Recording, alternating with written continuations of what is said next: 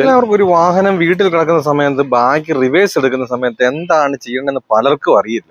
ഒരു വാഹനം നമ്മൾ റിവേഴ്സ് എടുക്കുന്ന സമയത്ത് നമുക്കറിയാം മുൻപോട്ട് പോകുമ്പോൾ നമ്മൾ മുൻപോട്ട് നോക്കിയിരുന്നാലേ കൃത്യമായിട്ട് വാഹനം മുൻപോട്ട് ഓടിക്കാൻ കഴിയത്തുള്ളൂ. എന്ന് പറഞ്ഞാൽ നമുക്ക് ആ മിററിൽ നോക്കിയാലേ ബാക്കിൽ എന്താണെന്ന് കാണാൻ കഴിയത്തുള്ളൂ. നമ്മൾ റിവേഴ്സ് എടുക്കുന്ന സമയത്ത് നമ്മൾ ഏതെങ്കിലും ഒരു സൈഡ് ചേർന്ന് പോവുക, ആ സൈഡ് ചേർന്ന ഭാഗത്തെ മിററിൽ മാത്രം നോക്കി എന്ത് ചെയ്യാം, അവിടെ ജഡ്ജ് ചെയ്തുകൊണ്ട് നമുക്ക് ആ മിററിൽ നോക്കി കഴിഞ്ഞു കഴിഞ്ഞാൽ ഇതേപോലെ നമുക്ക് എന്ത് ചെയ്യാം, ഒരു വാഹനം എവിടുന്നും റിവേഴ്സ് എടുക്കാം.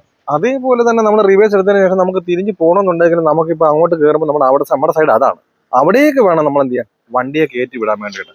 പലരും എന്ത് ഈ ഭാഗത്തേക്ക് നോക്കും. അതുകൊണ്ടാണ് ഈ വണ്ടി എന്ത് ചെയ്യുന്നത്, ഈ ഭാഗത്തേക്ക് റൈറ്റ് സൈഡിലോട്ട് കൂടാട്ടും ഒടിഞ്ഞു പോകാനുള്ള കാരണം. ഇങ്ങനെ കൃത്യമായിട്ട് ചെയ്ത് കഴിഞ്ഞാൽ വളരെ എളുപ്പത്തിൽ തന്നെ നമുക്ക് എന്ത് ചെയ്യാം, എവിടെയും നമുക്കൊരു വാഹനം റിവേഴ്സ് എടുക്കാനും അതുപോലെ തന്നെ മുൻപോട്ട് ഓടിക്കാനും കഴിയുന്നതാണ്.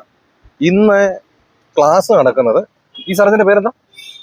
എഴുപന്ന. ഏത് ജില്ലയാ?